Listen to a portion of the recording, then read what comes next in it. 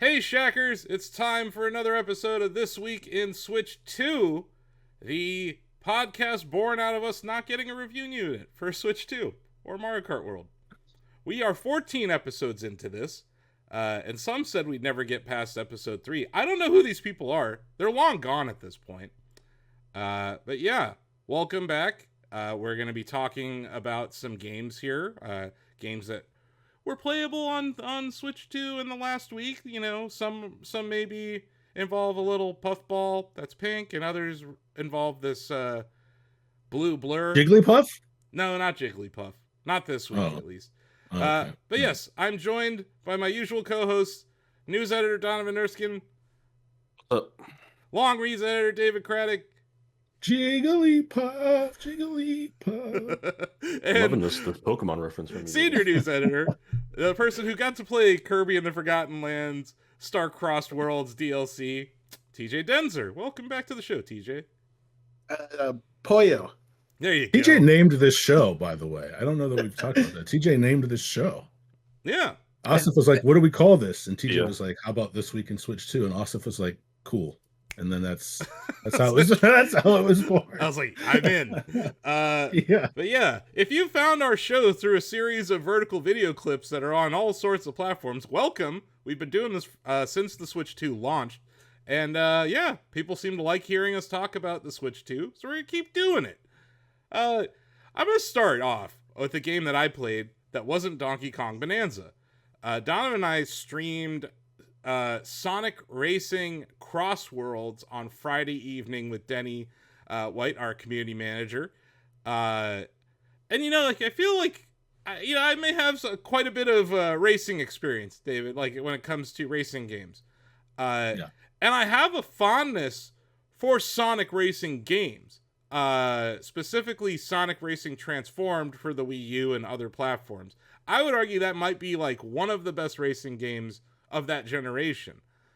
Yeah, I feel like Sonic is the only mascot that has to even come close to touching Mario Kart. Yes. You know, like it didn't really work with Crash Team Racing, and there's like Lego Racer, but like you need these iconic characters and to really identify with, and Sonic like has those. Disney Speedstorm, like there's some other games out there that have tried to do this, but I really hold the Sonic team in high regard when it comes to racing games, largely because when they were Amusement Vision back in the GameCube era, they made F-Zero GX, which is like one of the best racing games ever made, and it was the last console F-Zero game that, you know, F-Zero 99 is a console game, but it's not like new, right? The next evolution of Yeah. F-Zero, like yeah. Which is obviously coming, right? Like, you know, I'm on this podcast to cape for F-Zero and F-Zero Twitter, but you know, I've talked about it. There's this weird overlap between Monkey Ball Twitter, Sonic Twitter, and F-Zero Twitter, and at that nexus is the Sonic Racing franchise. And I didn't really like Team Sonic Racing, right? Like, that was fine. I thought the team mechanic was kind of dumb. I didn't like how you had to, like, worry about what color you had on for the boost pads. Like, that stuff I found annoying. They removed almost all of that from this game. Sonic Racing CrossWorlds is very cool. It is fast, obviously, and it has some really interesting level design. This is something Don and I kept mentioning while we were in those tracks. You know, have you guys played Ratchet and Clank Rift Apart for PS5? Yeah. Mhm. You know how there are those like portals you go through and it's like seamless and you're like in a different place all of a sudden? They added that to this game. So like you're on one track for half of the race, and then you go through this portal, and suddenly you're like in the desert, or you're on a water level all of a sudden. It's very cool because it's seamless. It wasn't like there weren't hitches, there weren't like these jarring moments. It flowed extremely well. The other thing I noticed in this game versus like a Mario Kart, which also has flying, right? But the flying in kart's all about what ramp you go off of, right? It's all about the blue ramps that you go off of in Kart World that lead to, you know, flying but also floating kind of gameplay. This is like the straight up flying parts of this race, and it's very much like Sonic Racing Transformed, where it's very seamless, it's quick, it's fun, and it leads to a lot of interesting track design. the one thing I'll say about track design, Dom, and I want to hear your opinion on this. I could not tell you the name of a single track I played because of that mechanic, that teleport portal mechanic. You kind of lose what track you're on. It's like, oh, like there are tracks in Kart World where you're like, oh yeah, that's the water level, or that's Boo, the Boo, what is it, theater or whatever. Like, I feel like this mechanic kind of loses some of the character of tracks. I don't know. What do you think of that, Donovan? Yeah, that's something I thought of when we were playing it because, when you do go through those portals, it's like those are other tracks. They're not like places that are designated for the little portal mechanic. They're just other tracks that you could have picked to play on, right? And you'll just end up doing like half a lap on like the casino track or the one with the dinosaurs and stuff. I think it's a lot of fun. I do forget sometimes which track is the one we're actually playing. Like I have times where you finish the lap and you'll go back to the base track and I'm like, oh, right, yeah, we were on the mall level. That's cool. I love it. It's a lot of fun. I think that portal mechanic, when Ratchet and Clank did it, was one of the honestly very few instances of actual like next gen feel in like PS5, Xbox Series X, generation of games. And to see that in Sonic is really, really fun. And it, like you said, it's seamless. I played on PC. The game caps at 60 FPS. I wish it went higher, but like even during those moments, didn't budge from like 60 FPS going through and loading different maps. I expected there to be some hitching, some slowdown, but it was pretty fun and I liked it. And there's a mechanic where you can like pick which one that comes up. There's like you'll see 2 rings will be in the sky, and I think it's whoever is in first place can like pick between them, which is fun. That is really cool. That's definitely a cool mechanic that they give that to the player, and I think it's hard not to compare this to Mario Kart World. They're both coming out the same year. Have to. Yeah. But as some it's been a point of contention in the Mario Kart fandom. Those tracks that aren't necessarily 3 laps of the same race. I think both Sonic Racing CrossWorlds and Kart World, they feel weird in that you aren't just on one track the whole time. It's just, at least it's still lap based and unless, it's like a straight line sometimes in Mario Kart. You're just driving down a highway, right? Where it still feels like a race in Sonic Racing CrossWorlds. The other thing I want to mention is, yes, this was an open network test. Anyone could download the demo for free this weekend. We played crossplay. Donovan was on PC. I was on Switch 2. Denny was on Switch 2. I know TJ joined us for a hot second, and he unlocked the Grand Prix mode, and he wrote up a guide. Thank you for that, because a lot of people were confused about that this weekend. Because you fired up and it's grayed out. You're like, I'm on an online network test and I can't select online from the jump. Which is like, it's fine. They want you to play a Grand Prix. They want you to get your feeling before you... But it doesn't say it. It doesn't say it to Nowhere. you. It just like... It's just like grayed out. And we're all sitting there and we're Googling it. Google has nothing to say about it. We're on Reddit because obviously they get preferential treatment in search results now. But Reddit's like, we don't know what's going on either. So it's like, okay, Shacknews had to step in and write a guide about this. And it definitely was helpful. I think a lot of people appreciated that. So shout out to TJ for that, writing that guide on a Friday night. But like we played crossplay and it worked extremely well. And you jinxed it. But then I jinxed it. Exactly. I was talking about how well the net play was, David, and literally 30 seconds later, I dropped. Yeah. And I was you literally went like, not to jinx it, but we haven't had a disconnect yet. And then like within the next 35 seconds, you got kicked out of the lobby. Yeah. But look, I obviously I monitor F-Zero Twitter and Sonic Twitter as a result, and also Super Monkey Ball Twitter. Obviously, I'm part of Donkey Kong Twitter too now, but like, as someone, I would say I'm an elder statesman of F-Zero Twitter. I saw a lot of people talking about Sonic Racing CrossWorlds this weekend, and yeah, there were a couple of netcode issues, like, drops, but when it was working, when you were in the race, I didn't see any problem. I didn't see cars teleporting or anything. I do want to talk about some choices they made on the design of the HUD as a racing game fan that I kind of don't like.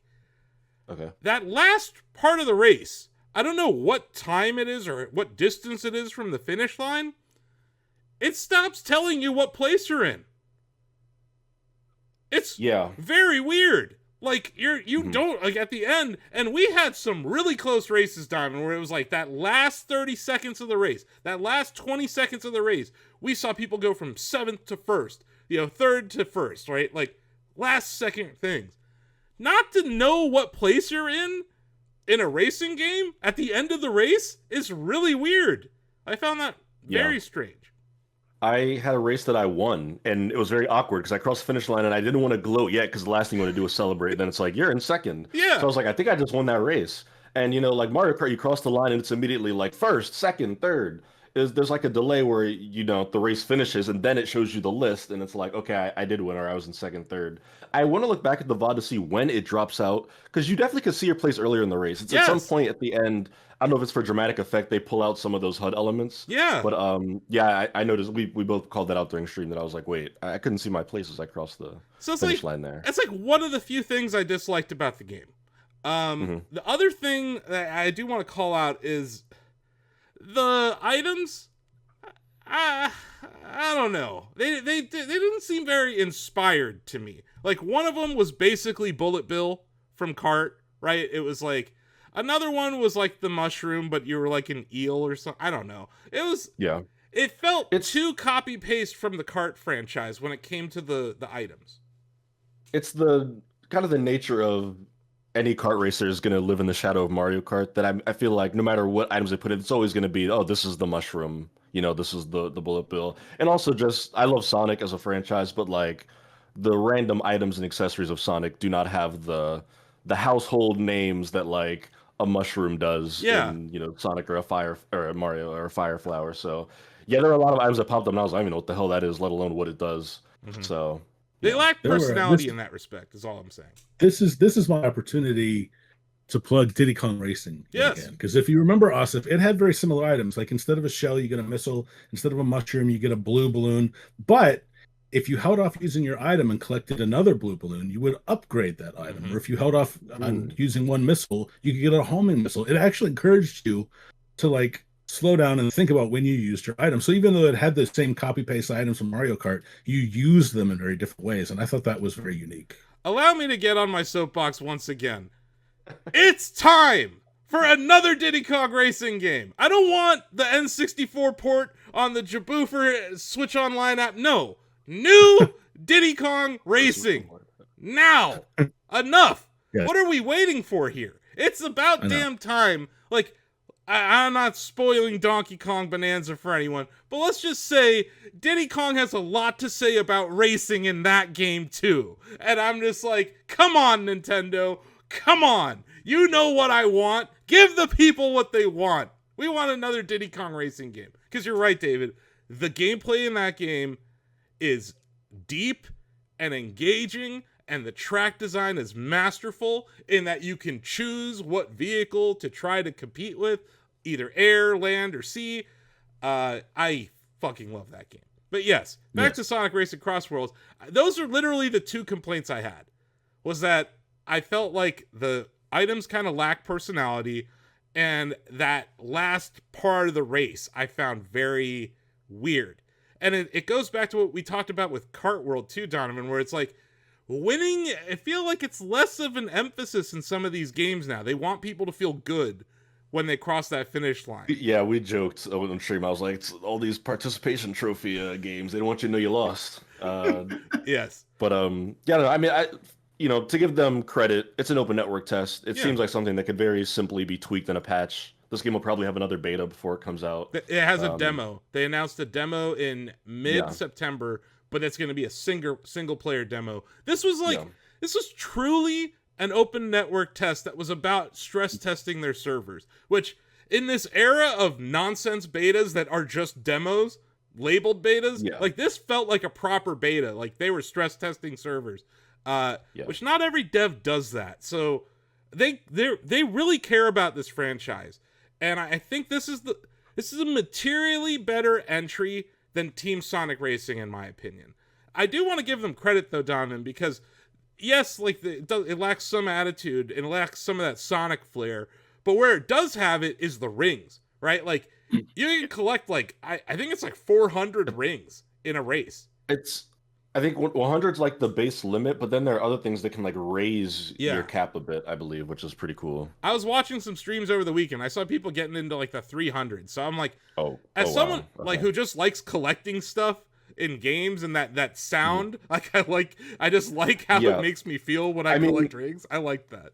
To talk about personality again, I mean, the sound of Sonic picking up rings is like an all-time video game sound effect, and they Yes. put that thing to use in this game because they'll place the rings around like a bend, so when you drift, you hit all of them perfectly, and the sounds overlapping. It's like ding-ding-ding-ding-ding-ding. Yep. It's very satisfying to hear, and they're very liberal with how many rings they give you because they're also very liberal with how many they take away. Yeah. If you like bump into walls and stuff, you'll just lose 4. They'll just fall out. You won't like spin out or anything, but you'll just lose them whenever you collide with other racers and stuff. So you're constantly just gaining and losing rings during the course of a match. And like before we move on from talking about this game, I think it's important to like just can it fit in this universe that we're seeing right now? Like obviously the racing game category this year is kind of stacked at the Shacknews Awards.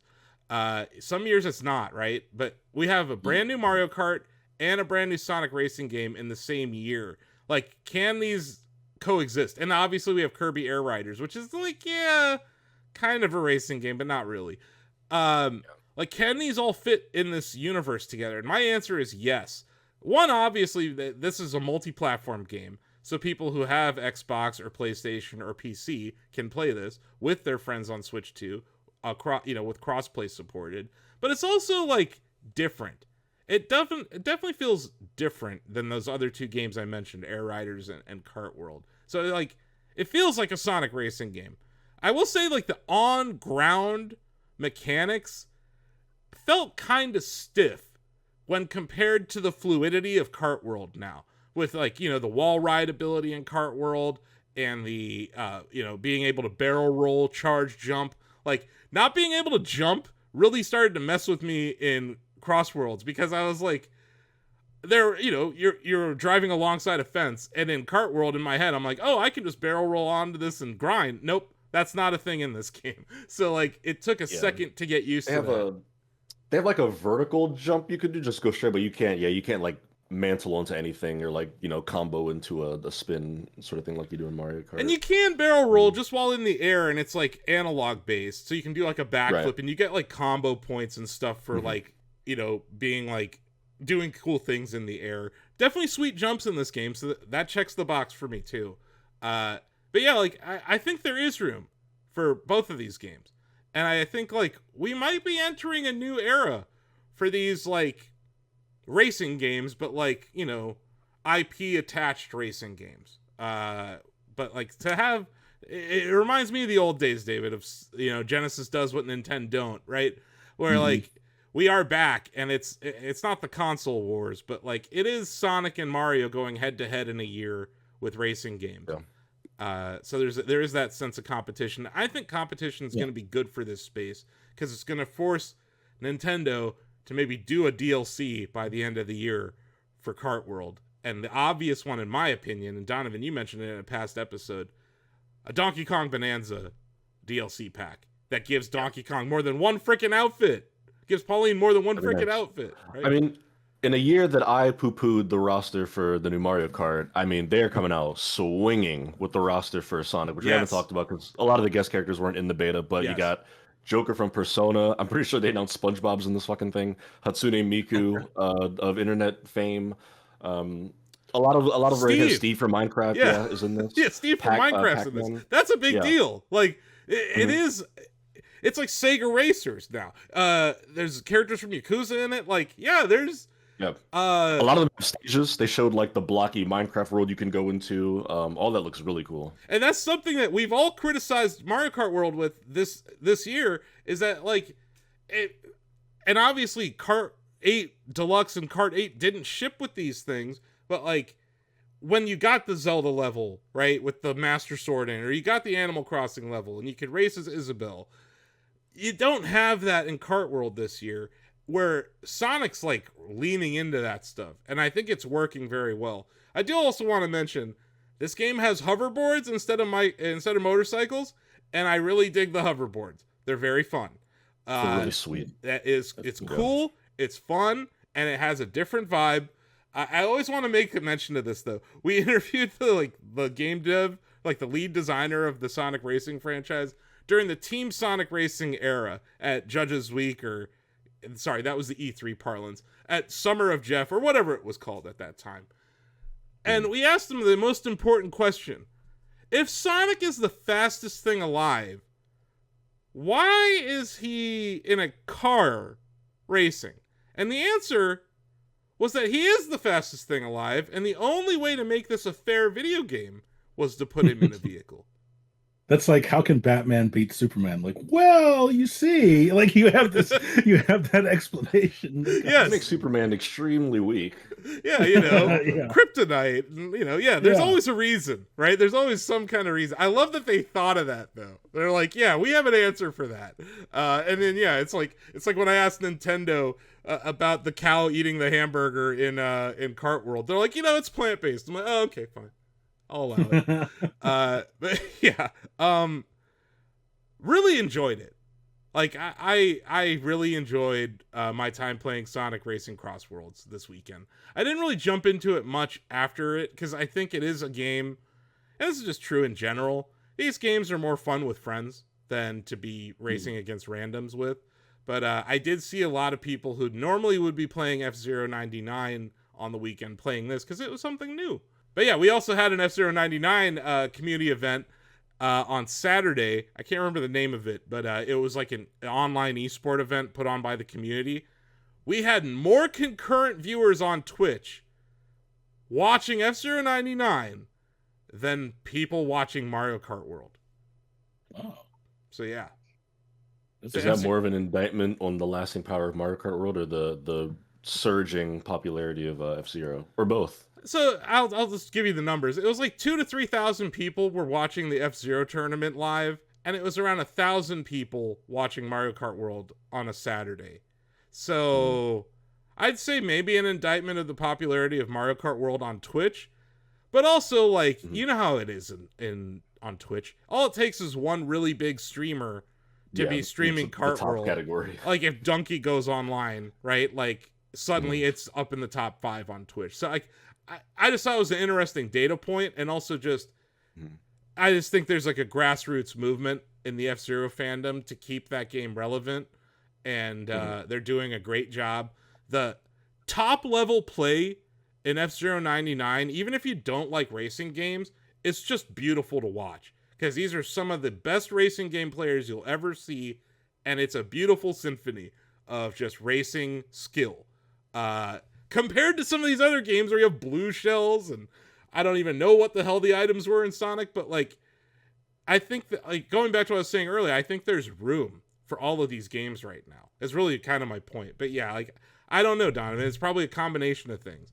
But for F-Zero 99 to be approaching its second anniversary this month, and still have that kind of popularity and still have like multiple Discords planning esports events around it, I think it's kind of I think it's more of a credit to that community than it is a detriment or talking smack about Kart World. Because you know how it is on Twitch, man. Like, things are hot and then they're not, and then they come back and then they go away. And with these live service games like Kart, if that Donkey Kong DLC does drop this year, you'll see a surge in people streaming it again.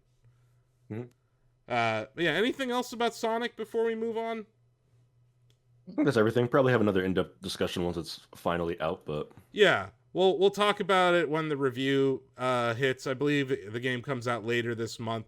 Obviously, we have a lot of gameplay. Ozzy Mejia attended a preview event, not at Gamescom. I just want to let you, Sonic Twitter, it was not Gamescom. You're all talking that Ozzy was at Game. No, we went to Burbank, which is in California, Sega of America HQ, where they had a build. Shacknews does not have a build of the game. They keep asking us, how did you unlock these? How did you get this build? We don't have the build, guys. We're not the devs. Sega is not going to hand us a vertical slice demo and just be like, hey, go home with it, Ozzy. Have a good weekend. No, it was a controlled environment at their headquarters. We captured gameplay that they allowed us to. We agreed to the embargo. But yeah, like, because we have footage of Hatsune Miku, like, racing, Donovan, and people are staring at that, and they're doing that Twitter thing where they repost it as their own. That's super cool. But like, yeah, we were in Burbank, not Germany. Want to make that abundantly clear to Sonic Twitter, because they seem to be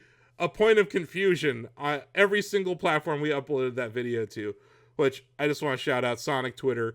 Yes, you guys repost our stuff, but at least they gave us credit. Tails channel, Sonic News. Like, it was cool to see the community show up again for us. Because, some days it's awfully lonely on Twitter for old at Shacknews. But yeah, occasionally there's a day or two where we post some really compelling content and we break through whatever algorithms hide us from your feed.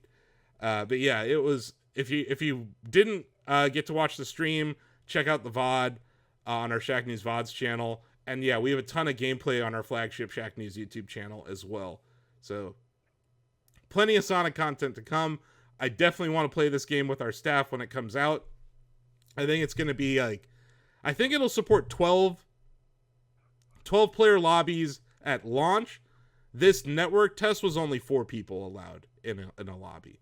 So they're still working out the kinks of some of this stuff. And a lot of people are making these declarative statements like, this character doesn't have any voice lines, this one does. It's like, hold off. This wasn't the final version of the game. If you read Ozzy's article, which I know is a tall order in 2025 to actually read an article and click it and read the full disclosure, like read the whole thing. But if you did, Ozzy stated it, that this is not the final version. This was a demo, and it was in Burbank, California. Not, is it Cologne, Germany? Is that where Gamescom is? Yeah. Yeah. So, please understand Sonic Twitter. Just please understand. But yeah, exciting times. We got a good Sonic racing game. Kirby's back. It's the summer of Kirby. We're gonna move on to talk about the main reason we brought TJ, other than we just love TJ. But like, TJ, you played Kirby in the Forgotten Lands, Star CrossWorlds DLC on the Switch 2. This game was already gorgeous on Switch 1. It's some of the best Nintendo-ass art style you'll see. But let's talk about it, man. Like, what did you think of Star CrossWorlds? What did you think of Kirby and the Forgotten Lands in general? Because I know you hadn't beaten the game before, right? Right. So what are your thoughts? How do you feel? This is...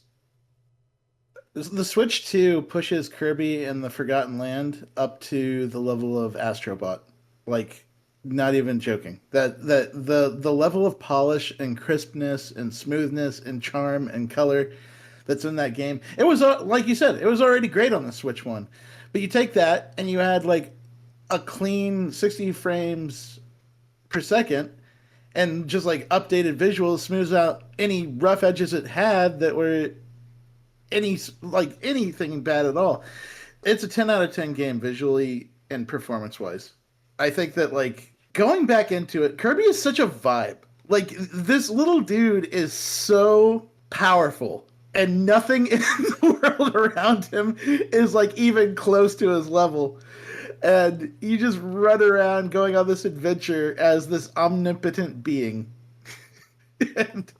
Which, oddly enough, your partner in this game, like your companion in this game, is also this OP omnipotent being. So it's like 2 of the most OP characters in the history of the franchise are like taking on this, like, the rift that occurred in the world, right? That threw him into this place, the Forgotten Land, and then obviously healing the rift by the end. So you finished, you completed the game, right?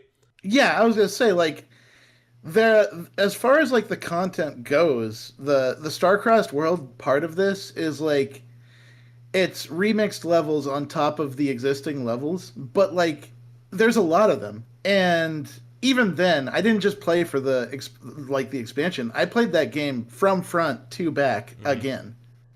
So that last hour, it's like you're in a Jerry Bruckheimer movie about Kirby. Like, it is so good. Like, the final hour of that game is some of the best Nintendo, like, gaming experiences, like, you'll ever come across. And it's just absurd. That, like, the denouement, that, like, the final transformation of Kirby is so awesome that, like, like, I go back and I just watch it from time to time. Like, because my brother's visiting, like, he'll always ask me, like, why do you love Kirby so much? And I just pull up the last 10 minutes of Forgotten Land. And I'm like, explain to me how I wouldn't love this.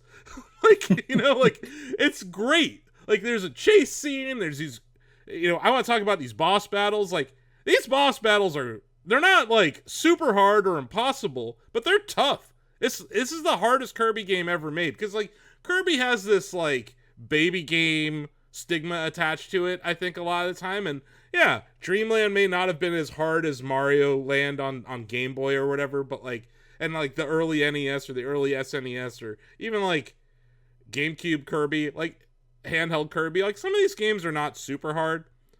This is the hardest Kirby game ever made.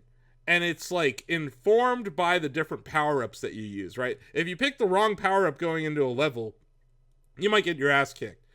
But also, like, you could be Link! You got, like, a little Master Sword and the Link hat. Like, there's so many, like, nods to other platformers or games in the Nintendo universe. Like, it's hard not to have a giant-ass smile while you play that game. Even though, to your point, you're kicking ass and you're destroying shit while you're doing it. But it's great.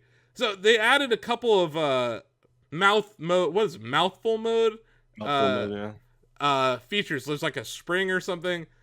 How did you feel about those, like, the new platforming mechanics that they added? They're great. The spring mode is really, really fun. It's essentially like it just lets you jump really high, but also if you press it while you're in midair, then Kirby will do a flip and then ground pound. Yep. And they use that to wonderful effect in some of those levels. And, like, that's the thing is that I say remixed levels, but it's just like an entirely new level built on the premise of the previous level. Like, some of these levels go in vastly different directions from, like, what happens in the regular version of it. And there's, like, ice ramps that appear, and, like, they take you in completely different directions than you were. So it's like, yeah, sure, you're on the same level, but the platforming is completely different from what I've seen. Mm-hmm. Yeah, they do all sorts of new gimmicks. The crystal platform, the crystal, like, setup where, like, you break these little crystal flowers and it just completely, like, wipes a certain part of the stage and rebuilds it into something else is so fun to watch every time. Yeah. There's, like, a straight up biblical moment in the second Star-Crossed World level. And it's really crazy what they do with that effect. Like, I kind of don't want to spoil it, but it's just like I know, like, a lot of our viewers probably haven't bought this game yet or you know, maybe you own the game, but it's $20 to get this DLC and the Switch 2 edition upgrade, which I bought instantly on midnight on Thursday or whatever. But, like, a lot of people are, you know, they're kind of holding back because things are expensive. Obviously, if you have a Switch 2, you probably have Kart World, you probably got Donkey Kong, so maybe this is one you're going to hold off on. But yeah, we don't want to spoil anything because this game's delightful, and it is those surprises. Like, I talked about the ending. I don't want to spoil the ending here, but, like, that last transformation that Kirby did, like, the giant smile on my face for that entire sequence, like, I want people to experience that. So I appreciate you not, like, spoiling it. But yeah, I did notice, like Nintendo's really leaning in on, like, the particle physics and, like, their art style this generation, right? The other thing that they leaned into is, like, awesome music, right? Is there new music in this DLC too? Or yeah. It's awesome. Really good. Sam, my spouse, was sitting there watching the whole thing with me, and, like, he was on the phone at one point, and he just stopped talking to the person he was talking to, and then after a moment, he was like, "Oh, sorry, I was watching something really cute. Sorry." And that was a game when it came out. Like, I played it almost exclusively in handheld mode, and, like, I just could not put it down. Like, I was just like, okay, this is my job for the next week. I'm just going to play Kirby in the Forgotten Land, even though I think someone else reviewed it for us at the time. We didn't provide a review score for this. I did see some people who gave the game an 8 when it came out on Switch lowered their score for this to a 7. Yeah. And I simply don't understand how that's possible. one of the complaints I saw was that there wasn't enough content for the cost, and some of the people that I've seen talking about this game are treating it like it's a $70 game. That's not the case. Or no, I mean like an $80 game, but that's not the case. It's a $60 game if you bought the base version, and then it's a $20 upgrade. $80 is if you're buying the base game and the DLC all at once for the first time. Yeah, and if you look at like Tears of the Kingdom's upgrade and Breath of the Wild's upgrade, those are like $10, right? You paid, I think in the case of Breath of the Wild, maybe it's 20. I think it's 10. But it's 10 for both. But in the case of Breath of the Wild, it's a $60 game, so you're paying 70 for this enhanced thing. And for Tears of the Kingdom, you're paying 10 up to 80, right? So, but those are just visual upgrades, right? That's not new content. It's not like you get the DLC or something. This is you're getting DLC and a visual upgrade for $20. So in my eyes, based on Nintendo's own pricing structure, which is admittedly confusing, it's like $10 for improved visuals, $10 for the DLC. And that seems like a deal to me, because the game is gorgeous looking and you got a ton of new content. Like $10 is not crazy for a single player game DLC. Like, I don't think that's a crazy amount to spend. And $10 is not a crazy amount to spend for an upgrade visually. And now, admittedly, we are getting free upgrades, like Animal Crossing runs better or whatever, but you didn't get like a visual upgrade. You just got a frame rate update. It loads faster upgrade because the NAND on your device is faster, right? Like, there's just some things that like aren't getting this treatment. I think it's just really special that this is a launch year for a Nintendo system, and we're getting all of this Kirby love that we normally don't get, and I think that's kind of cool. Yeah, and like worth noting, it's 12 remixed levels and then other stuff on top of that, and then the challenges that come with those levels. There's the new modes, there's a few new power-ups for Kirby by himself, and then there's additions to like the arena mode that was in the game, so there are new battles there. It's a pretty hefty set of like additional content to go on top of it. And I think they structured it really well the way that you get into the additional content too.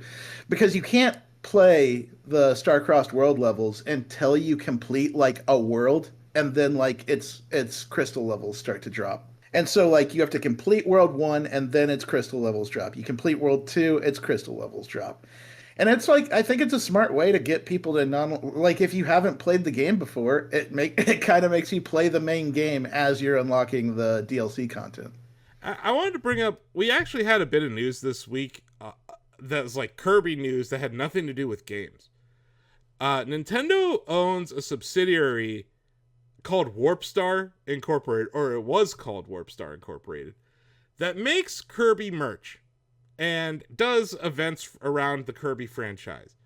Nintendo has rebranded it to Nintendo Stars and says they're going to use it for IP expansion, mainly of Mario and Zelda and their IP that they're bringing to film and television, right? So, TJ, you were in Japan last year, and I remember you told me the story, like you were wearing a Kirby shirt, and a young lady at a restaurant pointed at your shirt, right, and was like, Kirby. Kirby's huge in Japan. Like, Kirby is in every convenience store in Japan, every video game store, every nerd, like, otaku store that you go to over there, like, has Kirby merch. Like, Kirby and Persona are, like, way more popular over there than they are here. And I know Persona is popular here. It's not that it's not. And I know Kirby has its fandom here. But it's different in Japan. And there's, like, Kirby merch everywhere. Like, in America, overseas, in places where you can't even buy Nintendo hardware, Kirby's there. So I think it's interesting that, like, they are looking at how well Kirby's merch and IP expansion has gone, either through TV shows or whatever over the years, and they're like, we need to do that with Mario. We need to do that with the Zelda franchise. We need to do that with Donkey Kong, right? Because it is, like, it's noticeable when you're over there, TJ. Like, everywhere you go, you see Kirby. Like, it's kind of crazy. This year, we are witnessing something really wild happening in Japan. This is the best Switch 2 is the best-selling console ever in a launch year in Japan. And it's cheaper in Japan than it is anywhere else, right? But I think that Kirby specifically getting all this love is definitely focused on the Japanese market. And I think it's just cool to see Kirby be elevated to this like Mario status, because I actually hold the Forgotten Land right up there with Odyssey as like two of the best platformers on the OG Switch. Like, excellent platforming experiences. So it's just exciting. It's an exciting time to be a Kirby fan, which I am, obviously. And we all know that Kirby and the F-Zero universe are interlocked. Captain Falcon and Kirby, they get ramen together all the time. So like they're BFFs basically. So yes. Yeah, and Wonderful like time. I made the comparison earlier to Astrobot, and I'd like to expand on that Yeah. just a little bit because I reviewed Astrobot for Shacknews as well. I gave it a 10 out of 10. Mm-hmm.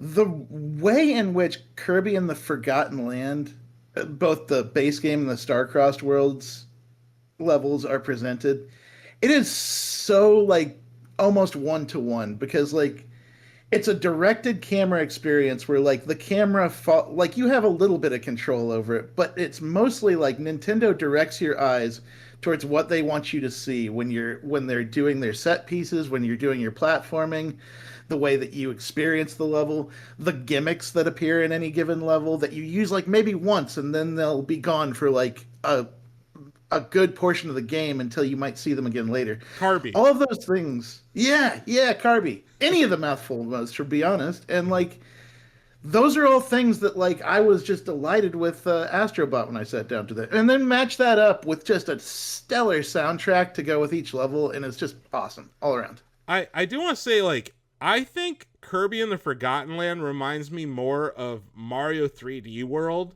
than it does any other Mario game. Because Mario 3D World, David, had that like fixed camera, right? And it kind of informed how you played levels, right? Kirby does that in spades. Like yes, it's a 3D section, right? You have like this foreground and background thing going on, but it is the side scroller at times, right? Like they do these things like where TJ's talking about, like it's just one time or two times in the whole game, but it's like exciting. Like, you're like, oh, wow, that was this cool thing. I want to go back and try that again. Like, yeah, it is. It's like a next level Kirby experience that I don't think, like, I can't wait to see where this goes from here. I think it's successful enough where Nintendo is going to give us another look at whatever this universe is, right? Like another 3D Kirby platformer. Because this was the first one. Like, we never had this kind of a Kirby game.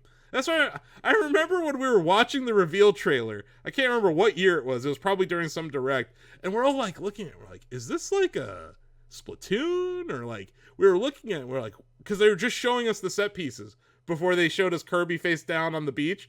It was a great reveal. But like, I can't wait to see more of this. And I think that if they're doing this in a launch year, it implies heavily that we're going to see another 3D Kirby game.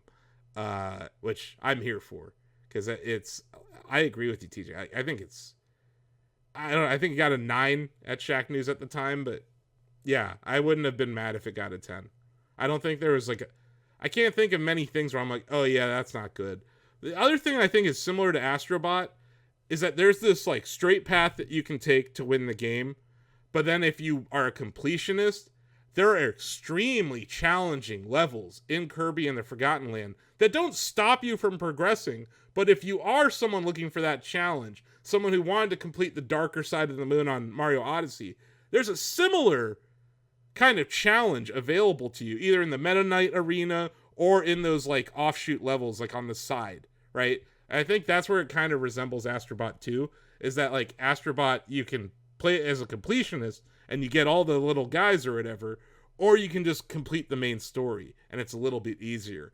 I think that Kirby has a really good balance of that. It also has great co-op, by the way. So, like, it's another game that, like, I have friends who played it with their kids and really enjoyed it. So, I think it's cool to see Nintendo doing that in platformers, right? Where, I think it was one of the new Super Mario Bros, David, where you could play it co-op, and, like, you could make platforms on the Wii U gamepad for people. Yeah. And then obviously Donovan and Donkey Kong Bonanza, you can play co-op with Pauline being controlled by one person and DK with the other. Yeah. So I like that Nintendo is bringing co-op to single player games in kind of unique ways. And just another thing I wanted to shout out about the Forgotten Land because I love that game. I gotta play it. I just been busy trying to beat Donkey Kong, which I didn't. Anything else you want to let the folks at home know about Kirby and the Forgotten Land Star CrossWorlds DLC?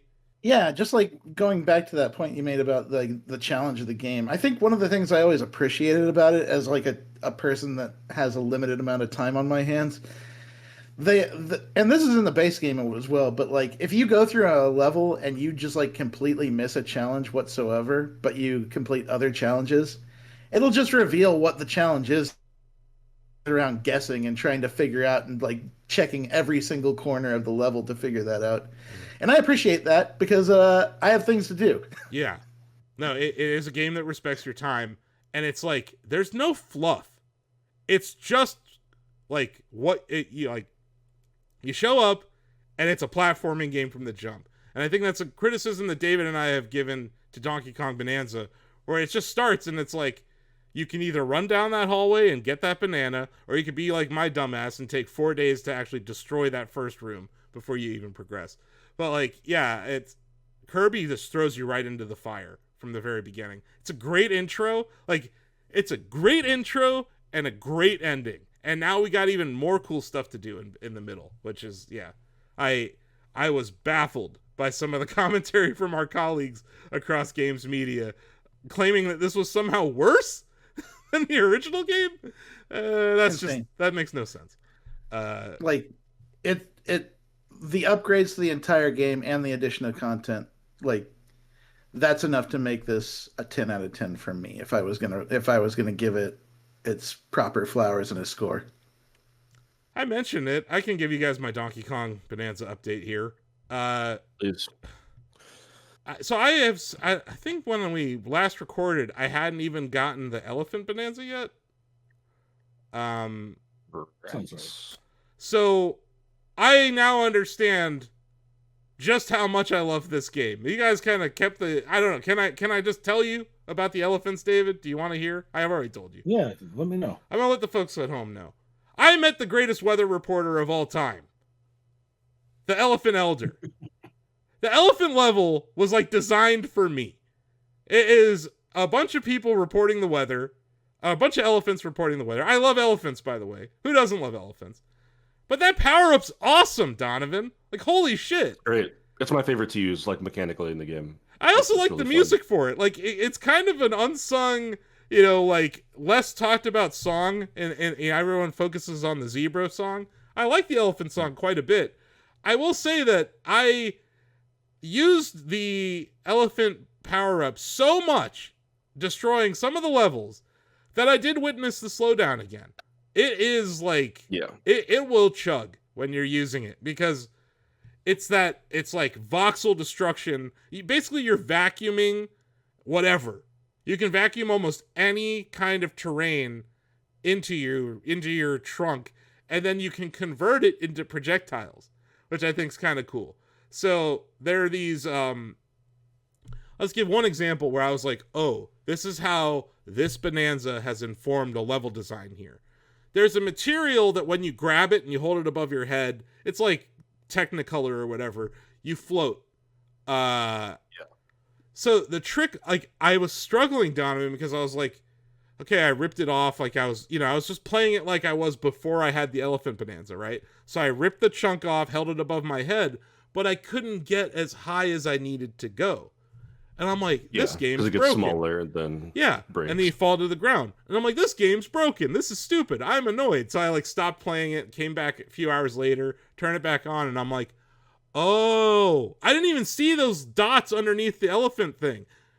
You're actually it shows you like an inventory of how many times you can summon whatever you just inhaled. So you could do it more than once with this floating material. And I was like, oh.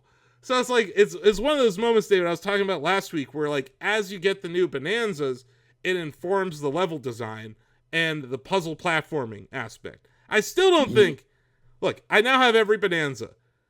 I still don't think this is the best platformer of all time. I still think this is an action adventure game. And the more I play it, this may sound a little crazy. Sorry, go ahead. Do you have every Bonanza? What are all the ones you have? Snake. Okay, I didn't know you got the snake one. I got All the right. snake one.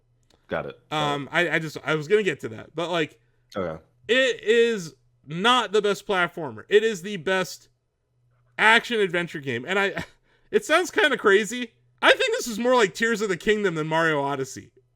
I was going to say Zelda kind of is credited with creating the action adventure genre. I think it's more like Zelda than Mario. Like, It's very Tears of the Kingdom inspired.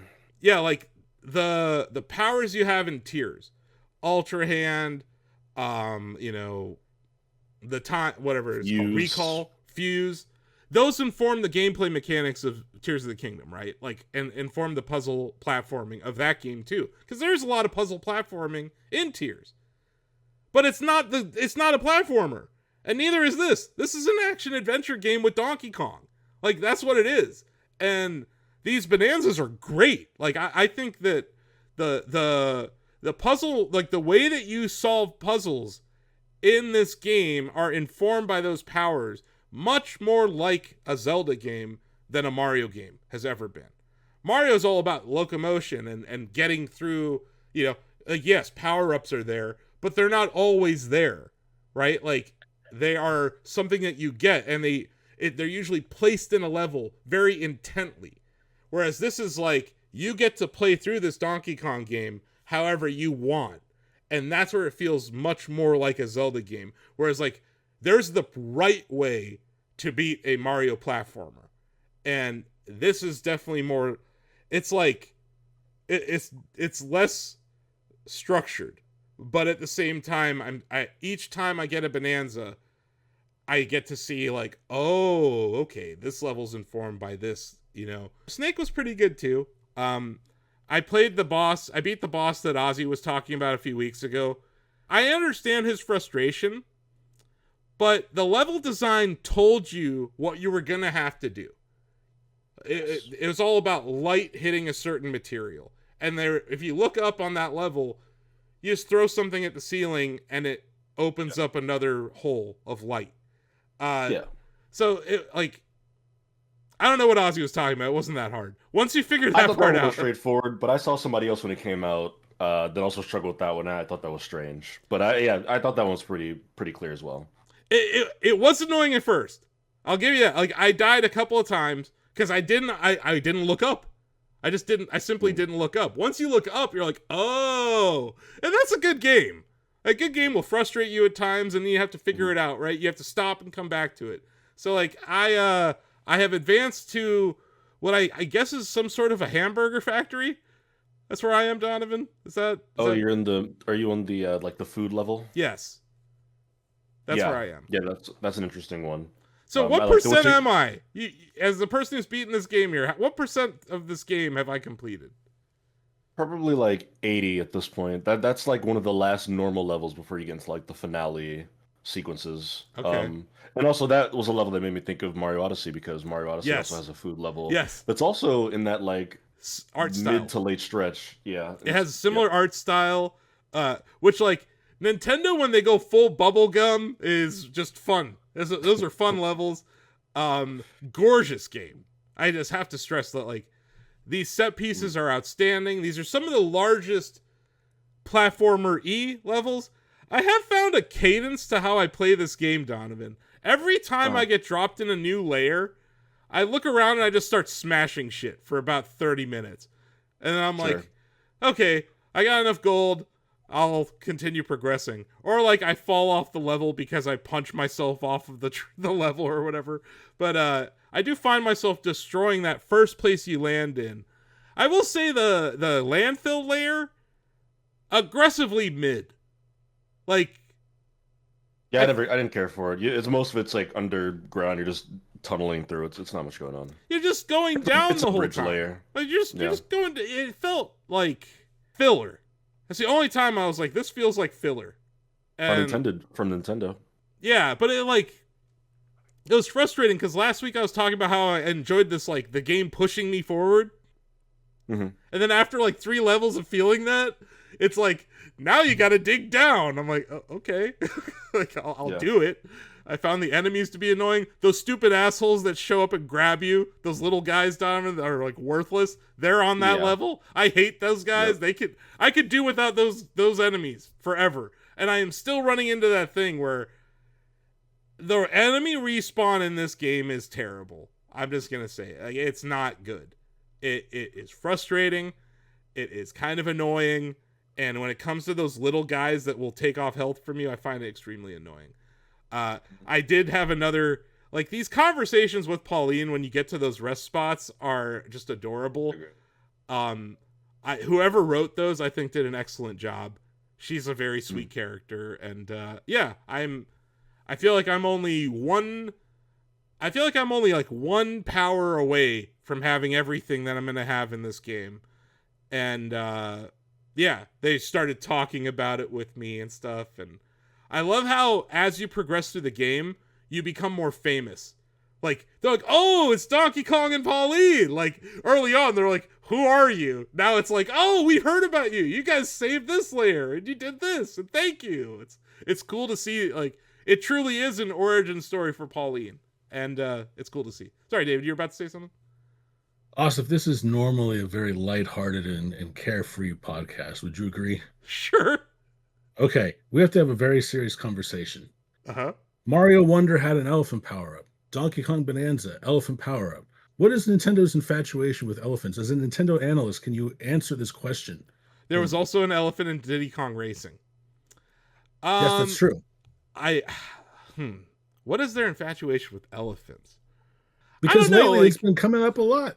Are they that analytical of a company where they like do research and they're like, well, so, I reviewed Mario Wonder. Since you're bringing up elephant power-ups, I reviewed Mario Wonder. I gave it a 10 out of 10. I fucking love that game. It is excellent. And the elephant power-up is kind of OP in that game. Like, it is. Because you can destroy blocks, you can do all sorts of stuff. You can inhale water and then squirt it on things, and that informs, like, flowers growing and stuff. Like, there's all sorts of cool things that you can do with it. Why are they obsessed with it? I don't know. I really don't. But I'm okay with it. I think it's because elephants are awesome. I don't think it's something sinister. I do think that it is... there might be just some marketing research being done, though. Like, there was a time where I think trains kind of became very popular in games. Animal Crossing New Leaf had a train. Nintendo Land had a train. So, like, Nintendo goes through these periods, David, where they become kind of obsessed with a certain thing. But here, this is just a little behind the scenes situation. I'll explain to you guys. A little behind the curtain sort of situation. I was playing Mario Wonder for review, and it has an online mechanic, right? Like, where you can play with your friends online, and also an asynchronous kind of multiplayer online as well, where you can, like, see your friends' ghosts or whatever, or signs that they left for you. Standees, right? And Nintendo has very strict embargoes for their games. It's like taking an SAT test. When you have to do, like, a Nintendo embargo, it's like, if you show this level, you can only show this part without the wonder effect, right? Like, or you can only show this wonder effect, but only 30 seconds of a clip of, like, it's very tough.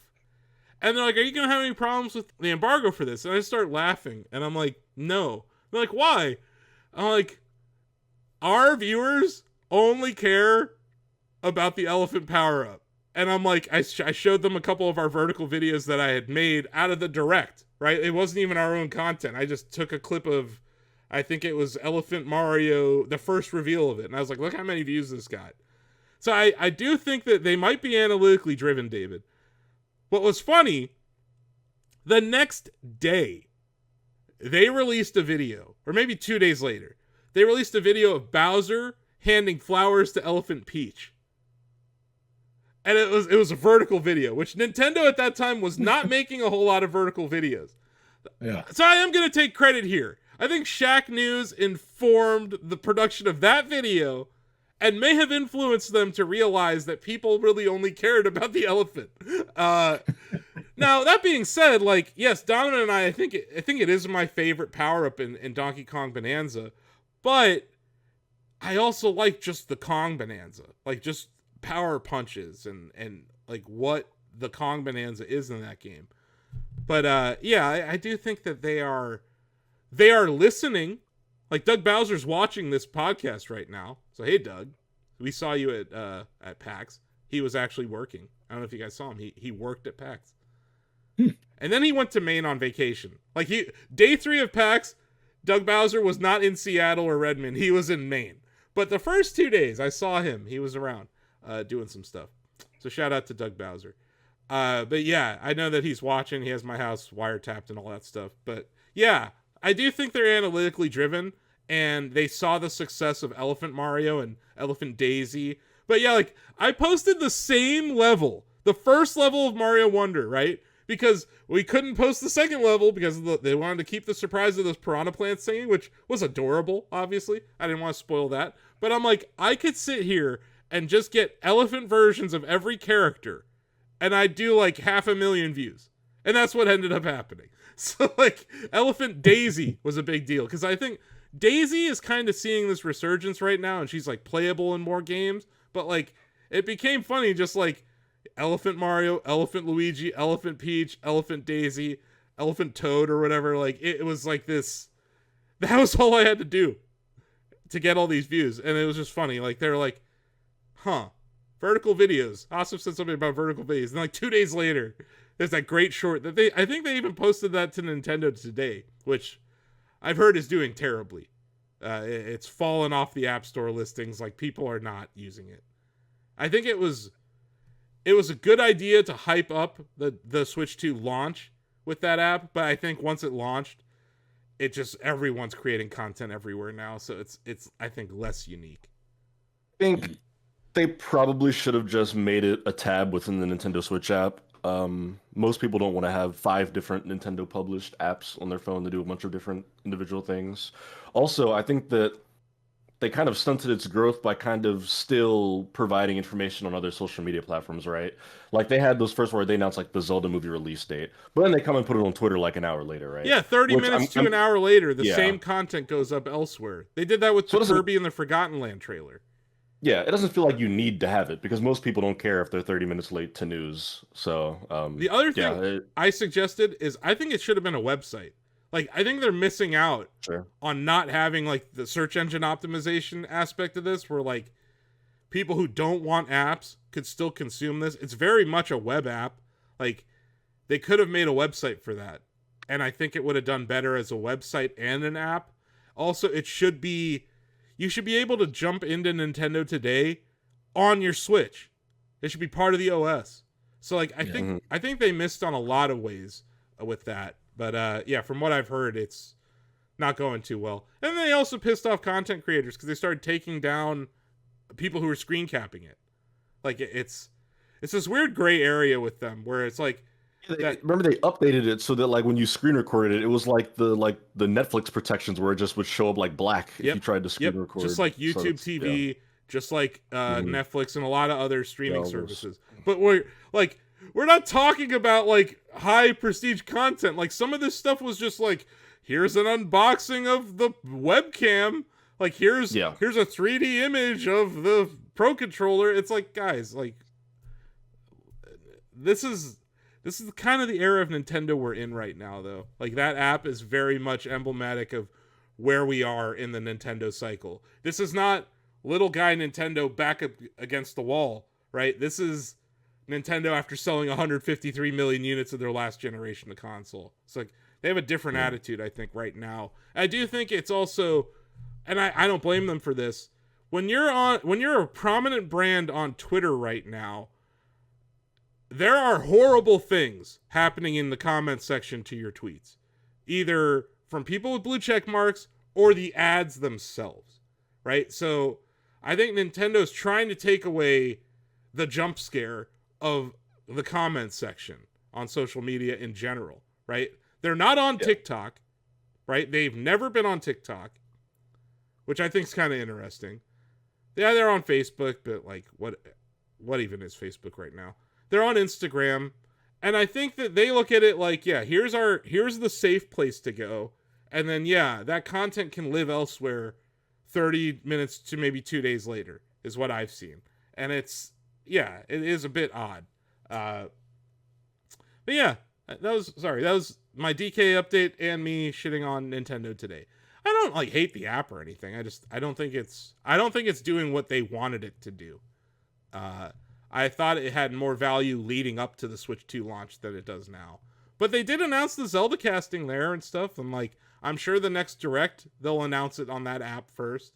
Which, yeah, we're getting a lot of rumors about that. This prominent Nintendo leaker, I believe it's Nate the Hate, essentially confirmed it, whatever that means. But no leaks as to what's going to be announced. Just that there's definitely one coming. But it's like me saying they're going to announce a new iPhone in September. Is that really like that big of a thing to say? It's like, hey guys, Apple's making a new iPhone. Yeah. Oh shit! Yeah, I know. Breaking news, right? Yes. I'm gonna tweet about it in all caps. No, there's a Nintendo Direct coming. I'm gonna call my shot though. I mentioned this before the show. I think we're witnessing petty Nintendo here a little bit, and I think they're gonna try to take away some of the iPhone hype by announcing the Direct maybe an hour before the Apple event on 9/9, because there are some gaming announcements that are coming. I saw Backyard Football is going to be announced for iOS. They might have something to say there. So a couple other ports are coming to iPhone, like some larger ports, like Hitman, I think is coming to iPhone and iOS, and it's going to be. I think it just did. It's like full price, but that's the kind of thing that Tim Cook would mention on stage to like act like he cares about gaming, even though he doesn't. But it would be very Nintendo of them to kneecap an Apple announcement by announcing the Direct an hour beforehand. And also there was during PAX, we were invited to this Xbox hands-on event for like, some of the indie stuff. Ozzy and Greg got to try out Hollow Knight Silk Song on the ROG. What is this thing even named, Donovan? Is it the Xbox ROG Ally X or is it the ROG Xbox Ally X? Whatever it is, it's terribly named. Well, there are like two SKUs, right? There's the ROG Xbox Ally X, and there's just the ROG Xbox Ally. I think Ally X is the one that's got like a better specs and higher price tag. But yeah, ROG Xbox Ally. So we still don't know the price of that thing. I did see that one has a terabyte of storage and one has half a terabyte of storage. I think that's the only, other than the processor in it, I think that's the other thing we know right now. But yeah, so while that was happening, Nintendo held an event for influencers at their headquarters in Redmond. So it feels like Nintendo is kind of counter-programming in a style of WWE versus AEW, David. Like, I think we are seeing petty Nintendo is back. But my guess is 9/9, which, Dreamcast fans, right? All 15 of us. Oh, yeah, just randomly. I saw Ozzy and Greg were at the Limited Run Games booth at PAX, and there was a Dreamcast skateboard that had 99 written on it. I thought that was kind of cool. It's pretty cool. Yeah, but complete tangent. But yeah, I'm predicting 9/9. We get the announcement of the Direct, and then it either airs on 9/10 or 9/12 would be my guess. So hopefully next week we get some news from Nintendo. Obviously, the 13th is Mario's 40th anniversary, and I would be shocked if they don't do something for that. I don't know what, but Super Mario Maker 3 would be my wish. Mario 40 in the style of Mario 35 would also be good. And that's the kind of game that you announce at a Direct and it's available right now kind of thing. Like, that would be cool. Yeah, I would love another re-release. Like one year, if you remember, for the Wii, they did the Super Mario All-Stars. Yeah. And then we had, was it a year or two ago, we had the Super 3D Mario All-Stars. Yeah. Yeah, I'd love Mario Galaxy 2, actually. Like, if I could pick anything, it would be Galaxy 2. Mm-hmm. Galaxy 2 would be cool. And like a new Mario 3D All-Stars bundle that includes Galaxy 2 would be also awesome. Yeah, something. A Mario movie trailer. Like, it's time, right, Donovan? Like, isn't this the time to start ramping up hype? It's supposed to be like next spring, yeah. So you would think sooner rather than later, at least like a poster or they do like the first images, so maybe they'll just show us a picture of, Or like, Mario, here's the Luigi, or character something model like for Yoshi, right? Like they're gonna be Yeah, like, because yeah. Yoshi's definitely gonna be in this. But like, I think it's time. Or announce the Mhm. voice of Yoshi, Dwayne the Rock Johnson as Yoshi. God. Hell yeah. Give it to me. Can you imagine? And it's just him going, Yoshi. I don't know. I don't know how Rock would sound. Mario, do you need a ride to the castle? It doesn't matter if you need a ride. Okay, well, if that doesn't happen, we're still going to make a video where The Rock voices Yoshi, because that sounds great. But yeah, like, if there are new characters, right, like they're going to do that. He's so cool. Like, check out this new guy. Like, announcing more people. It's time for Miyamoto to tell us more about this movie. But yeah, I'm excited for this unannounced direct that seemingly has been confirmed by some people on the internet.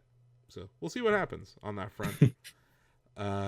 Yeah, blue check marks are very confident that it's coming. And yeah, Donovan, you mentioned it last episode, like September directs like have happened almost every year for the last 10 years. Yeah, I think it's like 11 years running or something crazy. So yeah. And this is a first party direct. And, by the way, we still have no Metroid Prime release date, Metroid Prime 4 release date. We don't know when Hyrule Warriors is like when that's coming out. We do know that Hyrule Warriors Age of Imprisonment will be playable at Tokyo Game Show at the Koei Tecmo booth. So that would seem to be on track for sometime soon, right? Yeah, maybe. So that'd be nice to get a release Winter. date for that. Like, this is that direct where Nintendo shows you, like, here's the rest of our year and here's some of next year, right? Like, this is usually where they do that. Actually, Donovan saying winter could mean that they hold off on Age of Imprisonment in this direct. I think it'll be more Metroid focused than Mario focused, personally. I mean, look, if it starts, David, and it's just like 20 minutes of a deep dive into Metroid Prime 4 gameplay, like, I'm here for that. And I think people would be into that. Maybe 20 minutes of a whole direct is a long time, but like 10 minutes, like whatever. But then there better be a damn release date. Like, what's going on? Because that thing was, I don't know if it was at PAX. I don't know if it was. It was definitely I haven't heard anything about it being there. Weird stuff over there at PAX. Like, Elden Ring was there. Hollow Knight was there. Hollow Knight was both at the Microsoft and Nintendo booths. Or Microsoft doesn't have a booth at PAX, but like, which is weird because they're based in Redmond. Like, they held their thing in Redmond, which is like a 30-minute drive from Seattle. Like, it's not close or anything. You have to take an Uber or whatever. But yeah, like, you could play Hollow Knight on the the ROG Xbox. Fuck the name of that thing. Whatever the fuck that thing's called. And then you could also play it on the Switch too. So it was playable. Hollow Knight Silksong was playable on both platforms during PAX.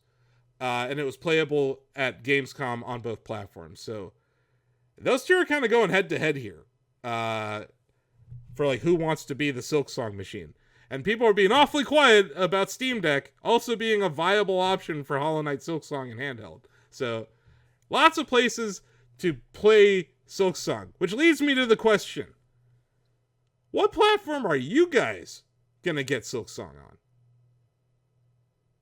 Well, Switch 2 would seem an obvious choice given the name of this podcast, and I do think I'll get it for that eventually, but I'll be writing guides for it for Shacknews, and I'm thinking PS5 just because of the console's built-in recording function. If something cool happens or if I discover something, I'll be able to very quickly clip and edit that video. So yeah, I'm probably going PS5 at least out of the gate. Donovan, you're playing the first one, right? I'm playing the first one. What are you playing? I'm playing that on Switch. I'm playing it on Switch 2. Okay. So for continuity's sake, I might pick Silksong up on Switch 2 as well. I'm torn between that or PC, just because PC is just a comfortable place to play games for me. If everything else is even and the game is on all platforms, I'm just always at my desk and it's easy to just fire things up from Steam. So either there or Switch 2. But that's I like how I know he's continuity, young. so that's how I know he's young. He's like willing to sit at his desk after work. Whereas like David, you're like, hell no, I'm on the couch. Right. Yeah. Like, Dom, look you've it been up. traveling a lot lately, going to preview events and stuff. Are you bringing your Switch 2 with you? Are you bringing your deck with you? Are you bringing both? What are you doing? Are you gaming while you're traveling? I've never brought both, but I brought my Switch 2 ever since it came out. Yeah, has been my go-to. Was playing a lot of Bonanza when that came out.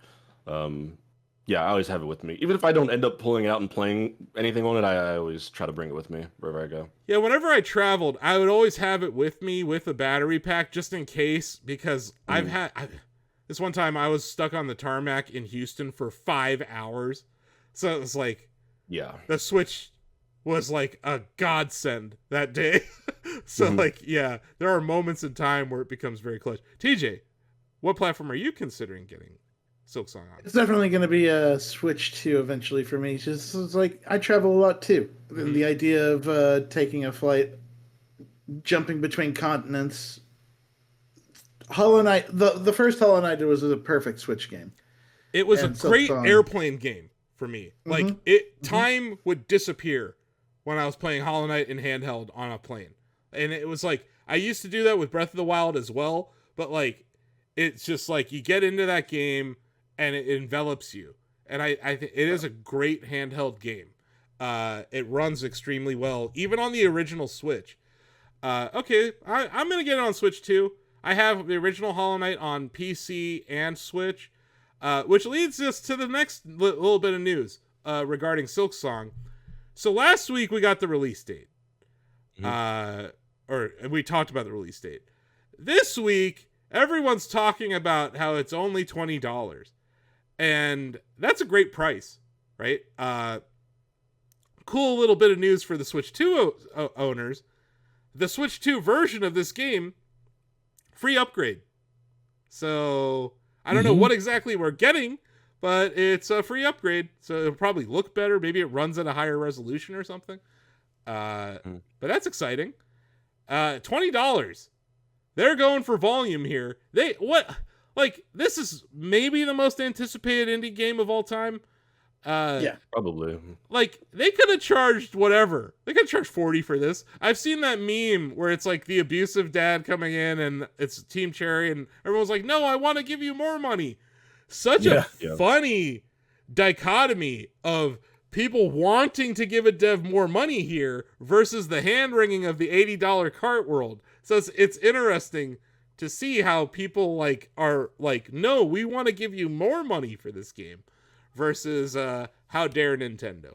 So I think that's about value and also who the developer and publisher of these games are, right? Like Team Cherry has all the goodwill you could ever want. They're an indie team, which people love underdog stories. They're not a large corporation, they're not worth billions of dollars. So people are going to have that same, similar to like No Man's Sky, right? They do the same thing to Sean Murray over there, where they're always like, let us buy DLC from you for once. Whereas it's always the opposite with the big corporation, where it's like, you got to convince me as to why I should pay $70, $80 for this big thing. I think people are accepting $70 games. I think that's just, it's becoming kind of industry practice now. I think 70 is being accepted. I think 80, you need to explain. Either accept it or get priced out of the hobby are your two options. So yeah. Yeah. I think some people might get priced out of the hobby entirely. Yeah. I think that with the advent of free-to-play games and how they no longer have that stigma attached to them, you'll end up spending way more than $80 in Fortnite.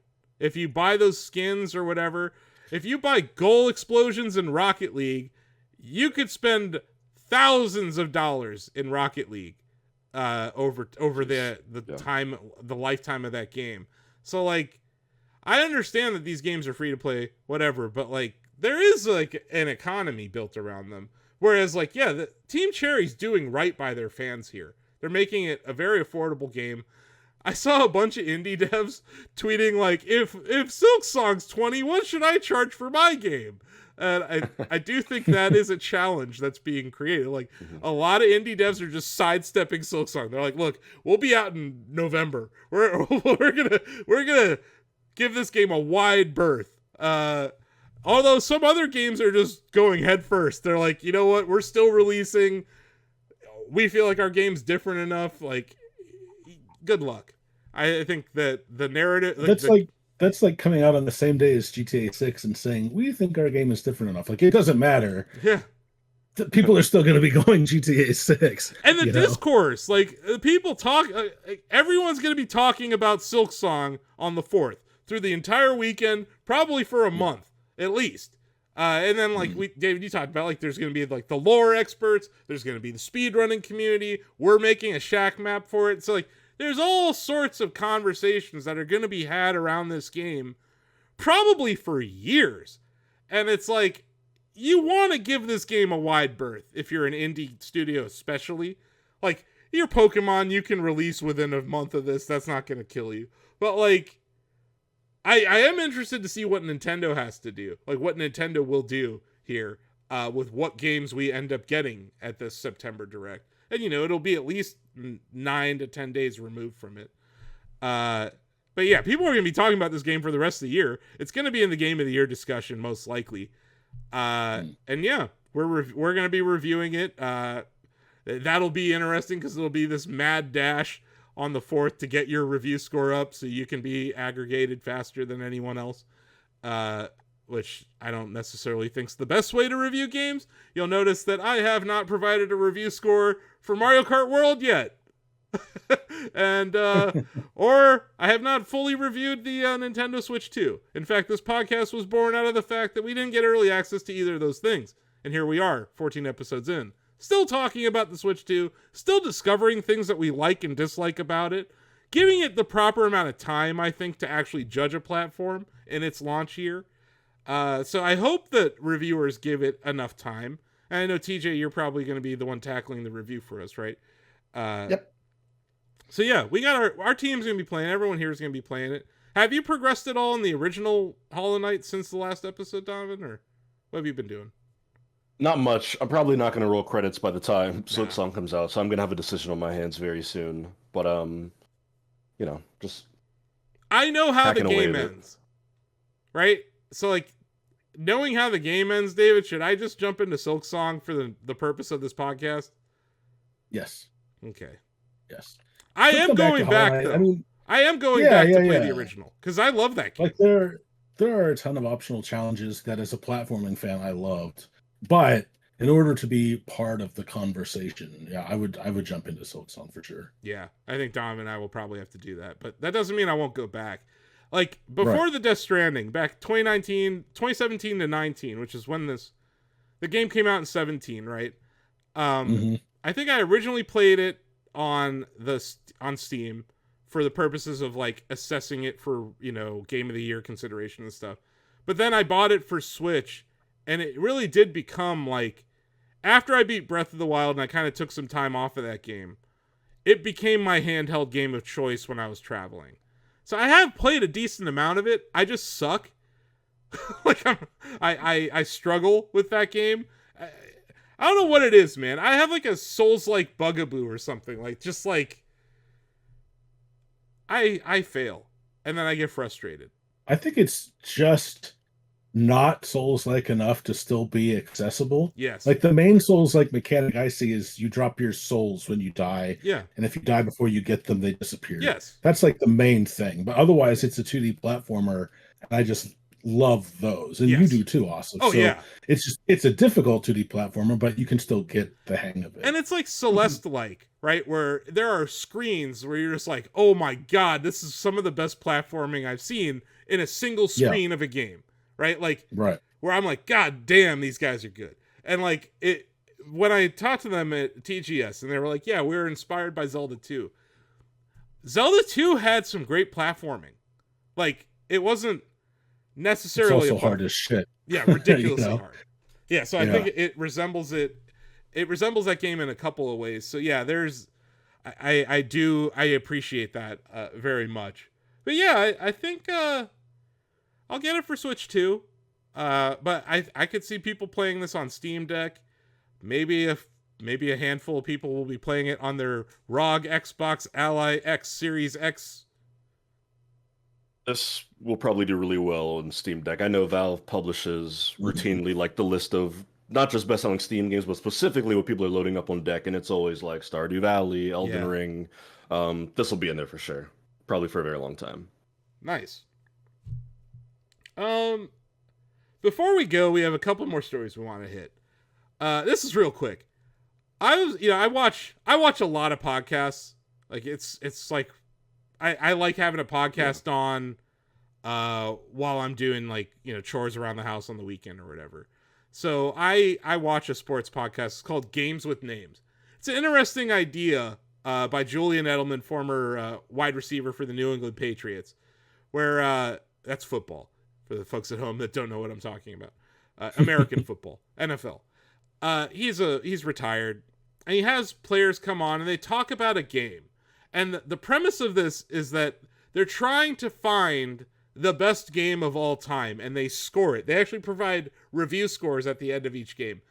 This week was Vince Wilfork, who played on the Patriots and the Texans late in his career. He was talking about the butt fumble game, Donovan, which was the, Mark Sanchez, the quarterback for the New York Jets. His own O-lineman, his butt got pushed into him, causing a fumble. Well, the human being that pushed that guy was Vince Wilfork. So they talked about that game and, gave it a review score and stuff. So I'm watching that. About halfway through the episode, it's a podcast. They do ad reads, right? It's hymns. It's, I don't know, whatever coffee Mark Maron talks about. Like, there's a ton of ad reads in podcasts, right? I think we've even done it on the Shackcast at times, David, when we were part of a network or whatever. Yeah. So there was a Donkey Kong Bonanza ad read in the middle of this sports podcast, and I heard Julian Edelman and Rob Gronkowski, Gronk, read about Donkey Kong Bonanza on the Nintendo Switch 2. And I'm just like, I asked my brother this, I want to ask you guys this. Is this bad or good for Nintendo? Is this a sign of problems at Nintendo? Or is this like an embarrassment of riches at Nintendo? Just a launch year strategy? What is this? Is that demographic the kind of demographic that might be interested in a Donkey Kong game? As it is an older franchise. Like, why do you think that happens? And have you ever heard, in the history of listening to podcasts, have you ever heard a Nintendo ad read? I don't know if I'd say outright that I think it's bad or good. It sounds like Nintendo is experimenting. I think what's really interesting is the selection of the podcast, because there's no end to the amount of gaming podcasts that are out there. Yeah. Specifically Nintendo themed ones. They could have easily partnered with any of those and they would have, gushed about it. So I think it's an interesting choice. And honestly, I didn't think of it until right now as to why they might have picked an American football podcast. Just a random theory speculation. Madden 26 sold really well on Switch 2. It was the number 2 game on the eShop the week before it came out as people pre-ordered it. The port was solid. It was the first time that franchise was on Nintendo since 2011, 2012. Yeah. Maybe Nintendo was like, hey, maybe football fans might really like Nintendo games. That might not, actually turn out to be true, but I could see them being like, maybe we should try to access that market. What's a very popular, brand safe enough football show or thing that exists out there? It's also important to note when they announced the Switch, they did buy a Super Bowl ad in 2017. So okay, they have targeted this demo. And football's huge. It is huge. Mm-hmm. And these are two very famous people. Julian Edelman is maybe not a household name, but Rob Gronkowski is. And Gronk smash. And the idea of a meathead talking about a game where you punch rocks, that makes sense to me. I get that. Mm-hmm. Mm-hmm. That's where I'm not I just was like, is this bad? Also, just pure anecdotal, it might just be that the economy in Canton, Ohio is doing terribly, David. I saw four Switch 2s at Meijer this weekend. 4, really? 4. And you've seen 2 before, which was odd enough. And those sold out within a week. Yeah. The economy here is falling off a cliff. Farms are going under. Small businesses are closing. Bravo, that Italian restaurant in Belton Village, it closed. Earth Fair closed. Things are going poorly here in Canton. So maybe it's just that we're not in an area where people can afford the $450. I do want to point out, these are not bundles. These are the $450, whatever you want to call it, version, the non-bundle version of the Switch. 2. I have never seen the Mario Kart Worlds bundle in the real world. Those are still selling. But people might be holding off for the Pokemon bundle, is my thought. Or they just don't have the 450, which who can blame them? But I saw four units. So if you're in Canton, if you're in Canton and you need to get a Switch 2, Meyer.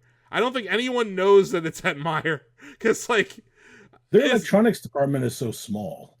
It's small, and it's like worse than Walmart, where like at least there's someone who can unlock the thing for you at Walmart within 20 feet of you. You go to the electronics department there. I don't even know how to ask someone to open it. Like, it's just there. But yeah, it's pure anecdotal evidence. I just wanted to be like, there's some weird stuff happening here. And then right before we go, I do want to point this out. TJ, you wrote this news story this morning. We're recording this on September 2nd, so probably go live on the 3rd on our YouTube channel. But EVO has been, another chunk of EVO equity has been acquired by one of the subsidiaries of the Kingdom of Saudi Arabia, right? Yes. It's Qiddiya Gaming, which they had investment in so one of the co-owners of EVO has been this group called RTS. They co-owned it with Sony up until, I would say, 2 weeks ago, when Sony sold off its half stake of EVO to Nodwin Gaming, which is an Indian esports gaming group. And at that story, Qiddiya announced that it was increasing its investment into RTS. They already had some investment in RTS from 2024. They were a global sponsor. This week, 2 weeks later from that announcement, Qiddiya has announced that it is fully acquiring RTS, which means that it will acquire the co-ownership stake of EVO. Yeah. We're bringing this up because obviously fighting games are on Switch 2 and on Switch. We have Guilty Gear on Switch, which is featured at EVO. We have Street Fighter 6 on Switch 2, which is also the headliner at EVO. And we're obviously an FGC site. We covered news in FGC. We cover the events. TJ and Ozzy were at EVO just a few weeks ago. This is interesting. I wanted to bring it up here because Nintendo had also seen the kingdom circling them a few years ago. They took like a 5% stake in the company, or close to a 5% stake. And at the time, I thought it was interesting. Nintendo put out a press release about the poison pill that they have at their company, where if they fear that a hostile takeover is going on, Nintendo will just continue to dilute shareholders to prevent that from happening. So I think that some companies seem to be warming up to the idea of being acquired by the Saudi Arabian kingdom, and some aren't interested. But the one thing I'm seeing is that they are diversifying away from their oil holdings into gaming in a big way. And this resembles like the Live Golf Tour, which is like they bought a lot of players away from the PGA and they gave them God knows how much money. You also saw it with Cristiano Ronaldo, who got paid like almost $1 billion to leave the Premier Leagues in Europe for this new soccer league in Saudi. So it's a term called sports washing, where they're trying to improve their image in the Western world by acquiring sports leagues and players. And this is like esports washing, where we're seeing it with the esports World Cup, and now we're seeing it with EVO. I think I saw peak EVO. I think I was at peak EVO. I think 2016 to 2019 was peak EVO. I think that year that we got to see Melee back at EVO was a magical moment. But also, like, we saw the MK Leo losers bracket run. I think it was 2019, where he had this amazing run with Joker. And then, we saw the rise of Arslan Ash in Tekken 7 in 2019. I think EVO might have peaked because the response from the community that reads Shacknews, that watches our content, has been universally negative to this news. And I just thought it was interesting because, yes, it's a big mishmash of companies and subsidiaries, but the same fund, the PIF, the Sovereign Fund of Saudi, own shares in Nintendo, and they're diversifying into esports. So wanted to hit that news before we went. Just 'cause I think it's important to keep our eyes on that. But yeah, interesting.